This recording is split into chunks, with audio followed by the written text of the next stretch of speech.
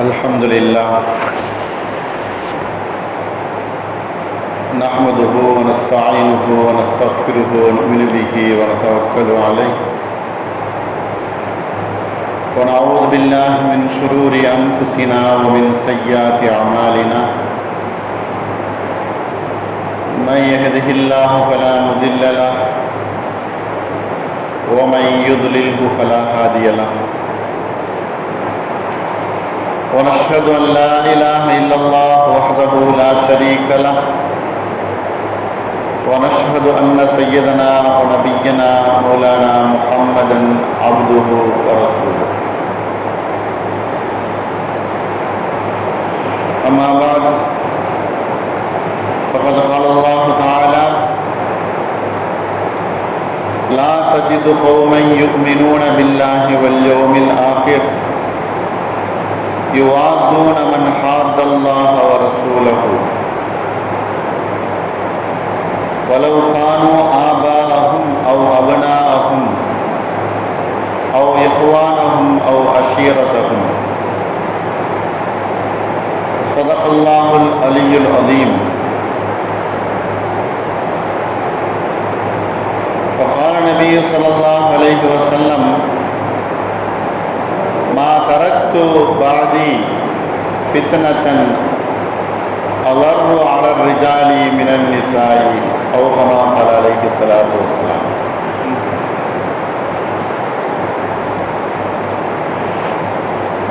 புகழ் அனைத்திற்கும் சொந்தக்காரனான அல்லாஹ்வுக்கே ஒவ்வொரு புகழும் உரித்தாகட்டுமாக.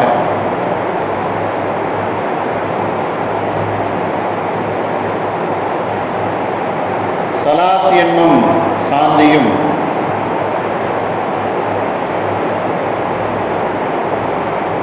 ஈடேற்றமும் நபிகள் நாயகம் ஸல்லல்லாஹு அலைஹி வஸல்லம் அவர்கள் மீதும் அவர்களை பின்பற்றிய உத்தம சத்திய சஹாபாக்கள், தாபிஈன்கள், தபா தாபீன்கள் நாம் எல்லோரின் மீதும் அல்லாஹுவின் சாந்தியும் சமாதானமும் என்றென்றும் நின்று நிலவட்டுமாக. ஆமீன்.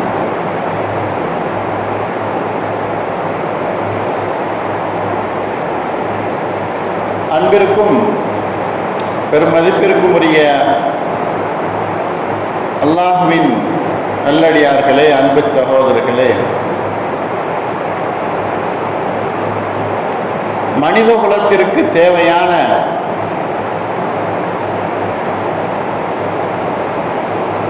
அந்தந்த காலத்திற்கு ஏற்ப அல்லாஹ் சில மாற்றங்களையும் சில நூதனமான கருவிகளையும் மனித குலத்தினுடைய மேம்பாட்டிற்காக வேண்டி காலத்திற்கேற்ப தேவைகளை பூர்த்தி செய்வது கொள்வதற்கு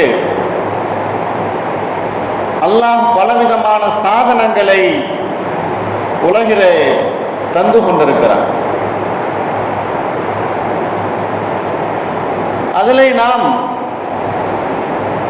முழுமையான பயன்பாட்டிலே இருந்து கொண்டிருக்கிறோம்.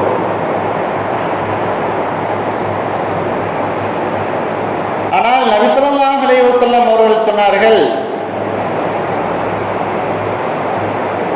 முந்தைய காலத்தை அடுத்து வரக்கூடிய காலம் மிகவும் மோசமான காலமாக இருக்கும். முன்னால் வந்த காலத்தை விட பின்னால் வரக்கூடிய காலங்கள் மிகவும் அபாயகரமான ஒரு காலமாக இருக்கும். அந்த காலத்திலே மிகப்பெரிய ஈமானுக்கும் மனிதனுடைய மேம்பாட்டிற்கும் நஷ்டத்தையும் சிரமத்தையும் ஏற்படுத்தக்கூடிய பங்கங்களை விளைவிக்கக்கூடிய காலகட்டத்திலே அது உண்டாகும். அப்படித்தான் இன்றைக்கு நிறைய இணையதளங்களும் ஆன்லைன் வழியாக மனிதர்களுடைய தேவைகள் இன்றைக்கு இருந்து கொண்டிருக்கிறது. அதிலே உள்ளே நுழைந்து வரக்கூடியவர்களும் உண்டு, அதிலேயே குடிகொண்டு இருக்கக்கூடியவர்களும் உண்டு. இன்றைக்கு ஆன்லைன் என்கிற பேரிலே பெண்களை முழு மூலதனமாக ஆக்கி தவறுகள் ஏற்படுவதற்கும் அவர்களை வழிகாட்டல்களாக ஆக்கி இன்றைக்கு இந்த இணையதளமும் வலையதளமும் இருந்து கொண்டிருக்கிறது. அதை கருத்திலே கொண்டுதான் இன்றைக்கு முன்மாதிரியான முஸ்லிம் பெண்கள் என்கிற தலைப்பின் கீழ் எந்த அளவுக்கு இந்த இணையதளத்தின் வாயிலாக பெண்கள் மூலமாக உலகத்திலே வழிகட்டு போகக்கூடிய கூட்டங்கள் அதிகமாகி கொண்டிருக்கிறது. எப்பொழுதுமே ஒரு சமூகத்தை வழிகெடுப்பதற்கும் அந்த சமூகத்தினுடைய மோசமான நிலைக்கு தள்ளப்படுவதற்கும் பெண்களையே மைய பொருளாக வைத்து இன்றைக்கு செய்யப்படக்கூடிய ஒரு விஷயம். ஆண்களுடைய பொருள்களாக இருக்கட்டும், ஆண்கள் யூஸ் பண்ணக்கூடிய எந்த ஆடையாக இருக்கட்டும், அதற்கு விளம்பரப்படுத்துவதற்கு பெண்களையே மைய பொருளாக வைக்கப்படுகிறது. அதிலே பயணிப்பவர்கள் மட்டும் கெட்டு போவதல்ல, அனைவரும் அதிலே ஈடுபட்டு வழிதவறி போகக்கூடிய சூழ்நிலையை கருத்திலே கொண்டுதான் முஸ்லிம் பெண்கள் என்று சொன்னால் அவர்கள் எல்லாருக்கும் முன்மாதிரியான பெண்களாக இருப்பார்கள். போட்டோக்கள் பதிவிடப்படுகிறது, ஆடல் பாடல் அனைத்தும் பதிவிடப்படுகிறது. பெண்கள் மூலமாக இந்த இணையதளத்திலே நிறைய வரவேற்கப்படுகிறது. அவர்கள் தங்களுடைய அந்த பதிவுக்காக வேண்டி பாராட்டுகளை எதிர்பார்க்கப்படுகிறது. இப்படியாக இந்த இணையதளம் மனிதர்களுடைய மேம்பாட்டை அதிகமாக கொடுப்பதை விட்டுவிட்டு மனிதனுடைய சீரழிவைத்தான் அதிகமாக தந்து கொண்டிருக்கிறது. ஏதோ சில பிரயோஜனங்கள் இருக்கலாம். ஆன்லைன்ல வகுப்புகள், கிளாஸுகள் நடத்தப்படுகிறது, படிப்புகள் சொல்லிக் கொடுக்கப்படுகிறது,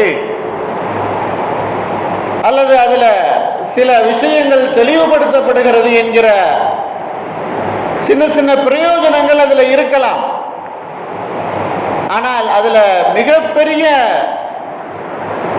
பிரச்சனைகளும் தவறுகளும் அதில் இருப்பதனால அந்த தவறுகளை, அந்த பாவச் செயல்களை மார்க்கம் தடுக்கிறது. அல்லாஹ் சொல்லுகிறானே குர்ஆன்ல, நபியே உங்களிடத்துல மதுவை பற்றி கேட்கிறார்கள், அதனுடைய பிரயோஜனத்தை விட அதனுடைய பாவச் செயல்கள் தான் அதிகம் இருக்குது, ஆகையினால் அது ஹராம். அதுபோன்று இன்றைக்கு இணையதளங்களும் வலைதளங்களும் பிரயோஜனம் உள்ளது கொஞ்சமாக இருந்தது என்று சொன்னால் அதுல நிறைய பாவச் செயல்கள் அதிகமாக இருந்து கொண்டிருக்கிறதை நாம் பார்க்கிறோம். பிள்ளைகளிடத்திலே ஆன்லைன் கிளாஸ் என்கிற பேரிலே மொபைல்களை அவர்களிடத்தில் கொடுத்து நாம் கண்காணிக்காமல் விட்டு விடுகிறோம் பெற்றோர்கள். இன்றைக்கு நிறைய வேலைகளும் அதிலே அவர்கள் செய்கிறார்கள். அவர்களுடைய அனைத்து ஜாபும் அதில் தான் இருக்குது என்பதாகவும் விட்டு விடுகிறார்கள், கண்காணிக்கப்படுவதில்லை. அன்பானவர்களே, அல்லாஹ்வின் நல்லடியார்களே, இன்றைக்கு வரம்பு மீறி முஸ்லிம் பெண்மணிகள் தங்களுக்கென்று இருக்கக்கூடிய அந்த இணையதளத்திலே தங்களை அறிமுகப்படுத்துகிறார்கள், எந்த ஒரு பர்தாவும் இல்லாமல்.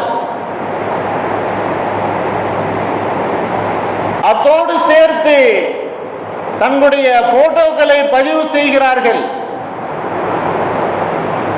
இன்னும் அதிலே தங்களுடைய வார்த்தைகளை பதிவு செய்கிறார்கள், பாடல்களை பதிவு செய்கிறார்கள்.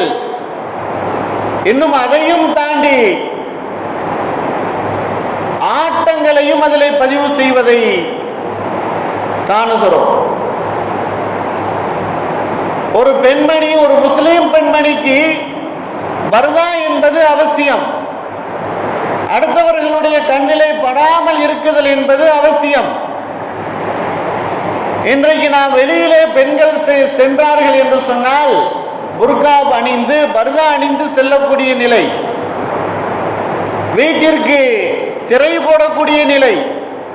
ஆனால் வீட்டிற்குள் இருந்து கொண்டு அவர்கள் உலகிற்கே காட்டும் வண்ணம் தங்களுடைய உருவங்களையும் தங்களுடைய போட்டோக்களையும் தங்களுடைய பாடல்களையும் பதிவு செய்து உலகமே பார்க்கும் வண்ணம் செய்கிறார்கள். இது எவ்வளவு பெரிய தவறுக்கு ஆளாகிறது. உள்ளூரிலே அல்லது தெருவிலே இருந்து ஒரு பெண் ஒரு ஆணை பார்த்தால் தெரியும் எல்லோருக்கும், இந்த பெண்ணை இந்த ஆண் பார்க்கிறான், அந்த பெண்ணுக்கும் தெரியும், எல்லோருக்கும் தெரியும். ஆனால் யூடியூப்பிலோ அல்லது பேஸ்புக்கிலோ பதிவு செய்து ஒரு போட்டோவை பதிவு செய்து விட்டால் யார் பார்க்கிறார்கள் என்பது தெரியாது. தன்னை யார் பார்த்து என்ன கற்பனைக்கு ஆளாகிறார்கள் என்பதை சொல்லவே முடியாது. அவ்வளவு பெரிய தவறான கற்பனைகளை எல்லாம் ஆண்கள் வளர்த்துக் கொள்வார்கள். அது மிகப்பெரிய தவறாக இருந்து கொண்டிருக்கிறது. அன்பானவர்களே, பர்தா என்பதை அல்லாஹ் முதலாக யாருக்கு கடமையாக ஆக்கினா? பத்தினித்தனமான மிகவும் நற்குணம் உள்ள நபியினுடைய குடும்பத்தாருக்கு அல்லாஹ் பர்தாவை முதலாக கடமையாக ஆக்கினார். அதற்கு பின்னால் தொடர்ந்து எல்லோரும் இதை கடைபிடிக்க வேண்டும் பர்தா என்பதை. அல்லாஹ் குர்ஆனிலே உங்களுடைய முந்தானியை எடுத்து நீங்கள் முழுவதுமாக மறைத்துக் கொள்ளுங்கள், பெண்ணினுடைய அனைத்து பாகங்களும் அவுரத்தாக இருக்குது, மறைவிடமாக இருக்குது என்பதாக சொன்னார். ஆனால் இன்றைக்கு சர்வசாதாரணமான முறையிலே பெண்கள் தங்களுடைய முகங்களை வெளியே காட்டிக்கொண்டு, அழகுகளை வெளியே காட்டிக்கொண்டு, தாங்கள் எந்த அளவு வெளியிலே தனக்காக வேண்டி பெருமைப்படுத்தப்பட முடியுமோ அந்த அளவுக்கு இன்றைக்கு பெண்கள் வெளியிலே அந்த இணையதளத்திலே வருவதை பார்க்க முடிகிறது. இது சமூகத்தினுடைய நலன் கருதி இதை அல்லாஹ்வும் ரசூலும் தடுத்திருக்கிறார்கள்.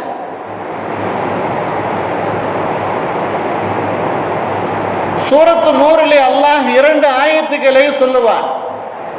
ஒன்று ஆண்களுக்கும், இன்னொன்று பெண்களுக்கும். ஆண்களுக்கு சொல்லும் போது 2 விஷயங்களை சொல்லுவான், பெண்களுக்கு சொல்லும் போது அல்லாஹ் 3 விஷயங்களை சொல்லுகிறான். ஆண்களுக்கு சொல்லக்கூடிய 2 விஷயம் அவர்களுடைய பார்வையும் அவருடைய மறைவிடத்தையும் பற்றி சொல்லுகிறான். பார்வையை பேணிக் கொள்ள வேண்டும், மறைவிடத்தை பாதுகாத்துக் கொள்ள வேண்டும். இது ஆண்களுக்கு சொல்லப்பட்ட விஷயம். பெண்களுக்கு ஒன்றை அதிகப்படுத்தி சொல்லுகிறான். அவர்கள் பார்வையையும் தாழ்த்தி கொள்ளணும், மறைவிடத்தையும் பாதுகாக்கணும். 3வது, அவர்களுடைய அழகுகளை வெளிப்படுத்தக்கூடாது. இந்த 3 விஷயங்களை அல்லாஹ் பெண்களுக்கு அதிகப்படியாக ஒரு விஷயத்தை சொல்லுகிறார். இன்றைக்கு அழகுக்காக வேண்டி அழகை வெளிப்படுத்தி தனக்கு பாராட்டு பெறணும் என்பதிலே இந்த பெண்கள் மூழ்கி இருப்பது மார்க்கத்தினுடைய பார்வையிலே தவறானது. அதை கண்டிக்காமல் இருப்பதும் தவறு, கண்டிக்கக்கூடியவர்களை தடுப்பதும் தவறு. அவர்களுடைய வறுமையின் காரணமாக அந்த மாதிரி செல்கிறார்கள் என்று சொல்லுவதும் தவறான விஷயம். அல்லது யார் யாரெல்லாம் இப்படி நடந்து கொண்டிருக்கிறார்களோ மார்க்கத்தின் ரீதியிலே நிச்சயமாக அது கண்டிக்கப்படக்கூடிய விஷயம்.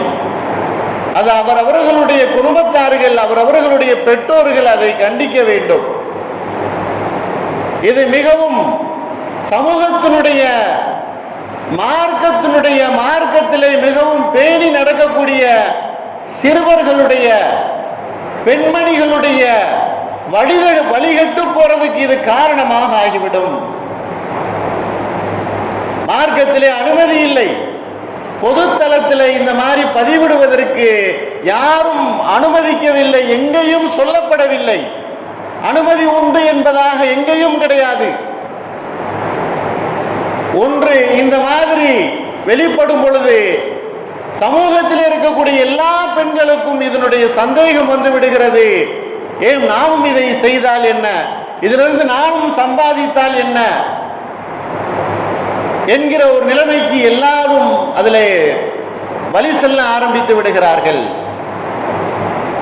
எங்களுக்கு வறுமை வந்தது, ஆகையினால் நாங்கள் இந்த மாதிரி ஒரு நிலைமையிலே சம்பாதிக்க ஆரம்பித்து விட்டோம் என்று சொல்வதும் தவறு.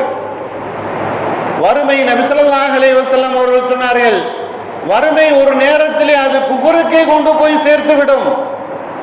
அப்படிப்பட்ட வறுமையும் உண்டு. ஆனால் அதற்காக வேண்டி சமூகத்தினை காரணம் காட்டி இந்த மாதிரி தவறான செயலில் ஈடுபடுவது என்பது அது கூடாத ஒரு விஷயம்.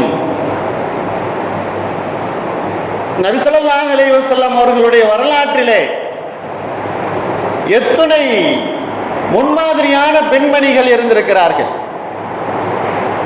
அஸ்மா பின்த் அபூபக்கர் சித்தீக் ரலியல்லாஹு அன்ஹுமா அவர்கள் தன்னுடைய தாய் அவர்கள் முஷ்ரிக்காக இருந்தாலும் அந்த தாயோடு நான் உறவை பேண வேண்டுமா என்பதாக நபி ஸல்லல்லாஹு அலைஹி வஸல்லம் அவர்களிடத்தில் கேட்கும் பொழுது நபி அவர்கள் சொன்னார்கள், அந்த தாயோடு நீங்கள் உறவை பேணிக் கொள்ளுங்கள் என்பதாக சொன்னார்கள். இன்றைக்கு உலக ஆதாயங்களுக்காக வேண்டி, உலகம் கிடைக்குது என்பதற்காக வேண்டி தந்தை தாயினுடைய பாசத்திலே எல்லாம் உறவு கொள்கிறார்கள். ஆனால் அன்றைய காலத்திலே அஸ்மா ரலியல்லாஹு அன்ஹா அவர்கள் மார்க்கத்துக்காக வேண்டி தனது உறவை கூட பிரித்து ஒதுக்குவதற்கு தயாராக ஆனார்கள். மார்க்கம் எனக்கு வேண்டும், மார்க்கத்தின் பிரகாரம் நான் நடப்பது என்பது என்னுடைய கடமை, அதுக்காக வேண்டி எனது உறவை கூட நான் முறித்துக் கொள்வேன் என்பதாக நிலையிலே அவர்கள் இருந்தார்கள். ஆனால் நபி ஸல்லல்லாஹு அலைஹி வஸல்லம் அவர்கள் உறவை நீங்கள் பிரிக்க வேண்டாம், நீங்கள் மார்க்கத்தில் இருந்தாலும் உங்களுடைய தாயை கவனிப்பதும் அவர்களோடு இருப்பதும் உங்களுடைய கடமையாக இருக்குது என்பதாக சொன்னார்கள். இன்றைக்கு தாய் தந்தையினுடைய பாசத்தை காட்டி இன்றைக்கு இருக்கக்கூடிய பெண்கள், குறிப்பாக மார்க்க பெண்கள், முஸ்லிம் பெண்கள் மார்க்கத்தை தகர்த்து எறிவதற்கு கூட தயாராக ஆகிவிடுகிறார்கள். தாய் தந்தையினுடைய பெற்றோர்களுடைய பாசத்தின் காரணமாக இவர்களுக்கெல்லாம் அன்றைய முன்மாதிரி முஸ்லிம் பெண்மணிகள், அந்த சஹாபி பெண்மணிகள் முன் உதாரணமாகவும் முன்மாதிரியாகவும் இருக்கிறார்கள். இவர்களிடத்திலிருந்து பெண்கள் படிப்பினை பெற்றுக் கொள்ள வேண்டும். குர்ஆனுடைய வசனத்திற்கு தோதுவாக அஸ்மா ரலியல்லாஹு அன்ஹா அவர்கள் நடந்து கொண்டார்கள். குர்ஆனுடைய வசனம் எப்படி அவர்களுக்கு எடுத்துரைக்குதோ, இந்த சமூகத்துக்கு எப்படி பெண்கள் இருக்க வேண்டும் என்பதாக சொல்லுகிறதோ அதுபோல அவர்கள் நடந்து கொண்டார்கள். இன்னொரு அஸ்மா ரலியல்லாஹு அன்ஹா அவர்களை பற்றி நபி ஸல்லல்லாஹு அலைஹி வஸல்லம் அவர்களுடைய பொன்மொழியிலே நிறைய ஹதீசுகள் பதிவு செய்யப்பட்டிருக்கிறது. அஸ்மா பின்த் உமைஸ் ரலியல்லாஹு அன்ஹா அவர்கள் ஆர்வமாக இஸ்லாத்தை ஏற்றுக்கொண்டவர்கள். இவர்கள் ஜாஃபர் இப்னு அபீ தாலிபனுடைய மனைவியாக இருப்பார்கள். ஆரம்பத்திலே மக்காவிலே அவர்களுக்கு தொல்லைகள் கொடுக்கப்பட்ட அந்த சமயத்திலே அபிசினியாவிற்கு முதல் ஹிஜ்ரத்தை நபி ஸல்லல்லாஹு அலைஹி வஸல்லம் அவர்கள் அனுப்பி வைத்தார்கள். அதுல இந்த அஸ்மா ரலியல்லாஹு அன்ஹா அவர்களும் இருந்தார்கள். அவர்கள் மார்க்கத்தில் சிறப்பிற்குரியவர்கள். பின்னால் நபி ஸல்லல்லாஹு அலைஹி வஸல்லம் அவர்கள் மதீனாவுக்கு ஹிஜ்ரத்திற்கு போனதற்கு பின்னால அபிசினியாவில் இருந்து முஸ்லிம்கள் எல்லாம் மறுபடியும் மதீனாவுக்கு வந்துட்டாங்க. நபி ஸல்லல்லாஹு அலைஹி வஸல்லம் அவர்கள் மக்காவிலிருந்து மதீனாவுக்கு வந்துட்டாங்க ஹிஜ்ரத் செய்து. ஆகையினால் அவர்களுக்கு ஒரு சுகமான வாழ்க்கை கிடைச்சிருச்சு. நாமும் அபிசினியாவிலிருந்து, இப்ப எத்தியோப்பியா என்று சொல்லக்கூடிய அந்த நாடு, அந்த அபிசினியாவிலிருந்து இந்த அஸ்மா ரலியல்லாஹு அன்ஹா அவர்கள் வந்து விடுகிறார்கள் தங்களுடைய குழந்தைகளோடு. ஒரு சில நாட்களிலே முஅத்தா போரிலே ஜாஃபர் இப்னு அபி தாலிப் அவர்கள் இறந்து விடுகிறார்கள், வஃபாத் ஆகி விடுகிறார்கள். அந்த சமயத்தில்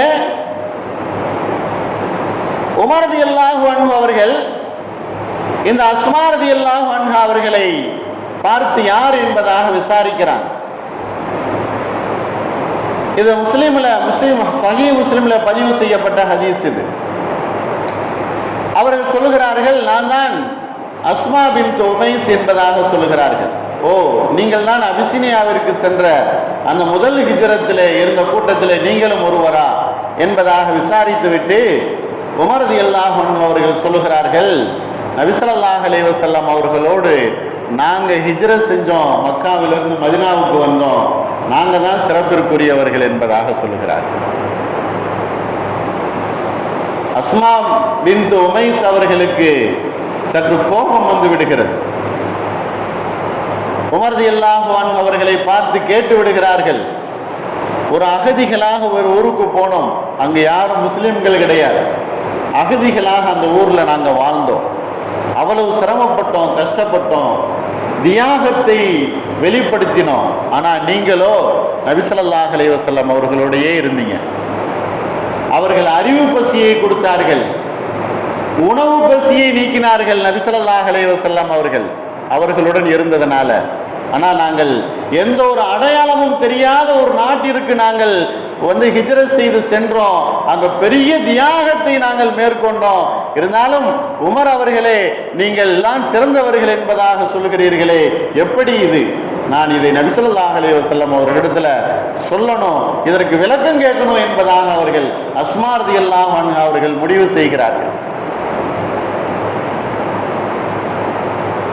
அன்பானவர்களே, மார்க்கத்துல தனக்கு பெருப்பெயர் வேண்டும், மதிப்பு வேண்டும், மரியாதை வேண்டும். மார்க்கத்தில் அல்லாஹ் என்னை மதிக்கணும், நபி அவர்கள் என்னை அவர்கள் பெருமைக்குரியவர்களாக நினைக்கணும், நபி அவர்கள் எனக்கு சொர்க்கத்தை சுப செய்தியாக சொல்லணும் அப்படிங்கிற ஒரு ஆர்வத்தில் அவர்கள் நபி ஸல்லல்லாஹு அலைஹி வஸல்லம் அவர்களிடத்துல கேட்கணும் என்பதாக நினைக்கிறார்.